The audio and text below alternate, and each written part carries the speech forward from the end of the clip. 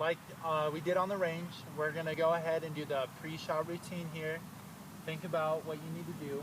We're gonna do chipping, which is what? What is the definition? Is it higher ball flight, lower ball flight, more roll, less roll? Chipping is more roll, right? Yeah. Yeah, it's lower ball flight. Right, exactly. And take me step by step here. Out loud? Yeah, just go ahead. Yeah, talk it out loud. Trying to read the break here, pick a spot to aim at. Okay, good. And you have your spot? Yeah, I have my spot. Sometimes I just picture a big circle, and so you just get it in that circle. Okay. Remember focusing on where you need to land it as well.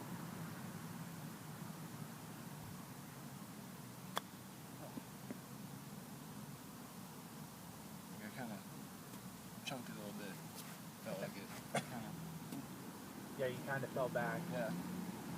So go ahead and hit one more shot. Then think about how you have to set up, and then right before you hit, don't focus on your swing. Just go ahead.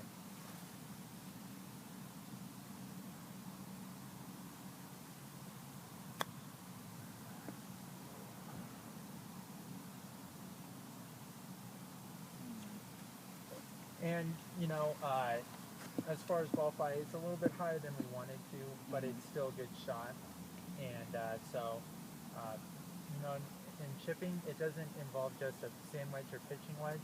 I mean, you can chip with a hybrid, something like that.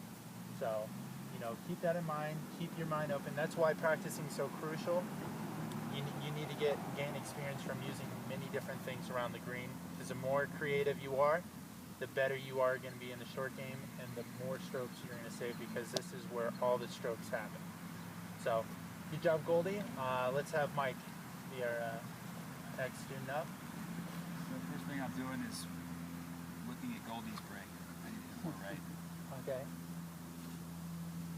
Remember stepping back and looking at the green, seeing where you picking the target where you want to land it in the line.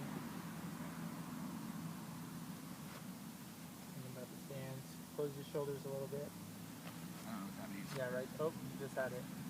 And shift your way back. Remember, you like to have it too far back a lot of times. Remember, we need to work on having it more towards center, towards the back of the foot there, not behind. So, go ahead and set up. You don't know my line. Watch. Okay, but see, my thing is that your ball is so far behind, you're going to chunk it, or you're going to top it. I need it more towards the middle of your stance. Okay.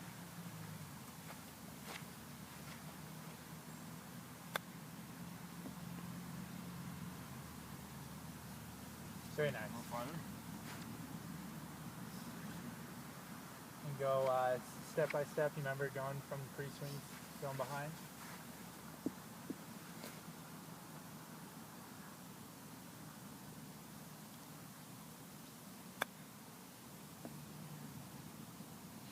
Very nice. I was going to go in the hole. Good job, Mike. Thanks. All right, Colton.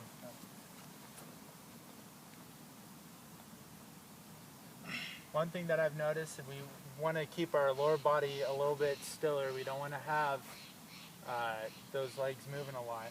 Just keeping it as quiet as possible. And that back foot doesn't have to come up. It's actually, you're going to have a more consistent, you'll be more consistent keeping that back foot down. So, you have your target and everything set up? Great. Clear your mind and go. Thank you. Okay. Try it again.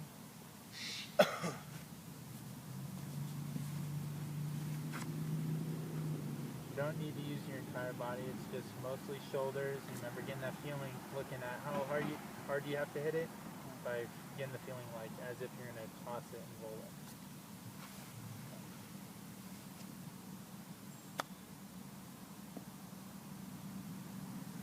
Get low. Very nice. And what kind of club is that right there? This is the sand wedge. Sand wedge, okay. And, you know, like I said before, you know, Lower. lower ball flight. Yeah. I see that you like to add loft when you come up. That the face is really coming open instead of finishing a little bit left. So that's one thing that we got to work on. But on that chip was great. I saw a lot of great things there. And being creative again. If you need a 4-iron chip, Yeah. and you're better with that, do it. All right. All right, Christian. Give it a shot. So take it step by step. Remember pre-swing.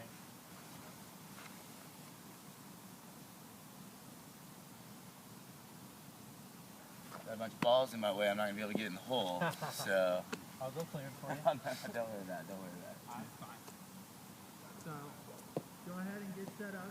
Make sure that you are aligned towards the towards your target, and that you have a target where you want to land it.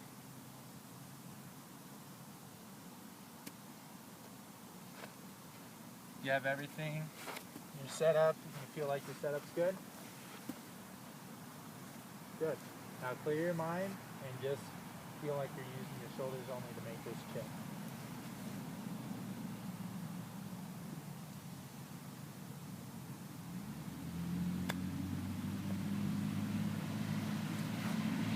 Okay. You know, what I see is you're so set up left here that the only way you can take it back and come through is taking it straight out. So I'm too far in front of it. Yeah, but your body's left like this. So you're here instead of having the foot back, but you're having a normal stance. The only reason why this back foot is back is because I want you to be able to come through the ball. Yeah, your weight's going to be on the left. But not so drastic. Yeah. So it's like set up like this. Your left foot's going to be back, but imagine there's a line right here, and your shoulders are lined up, and it's, you remember, the railroad track. So go ahead. Remember, pose the hips in like this.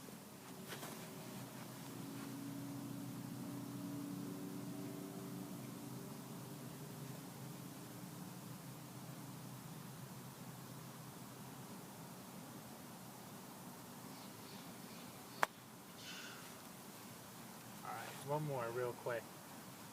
Stand further away from the ball. Be nice and relaxed. Don't need to be stiff.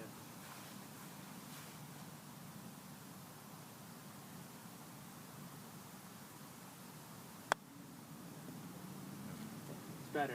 You know, things like this isn't going to happen, you know, Right away. right away.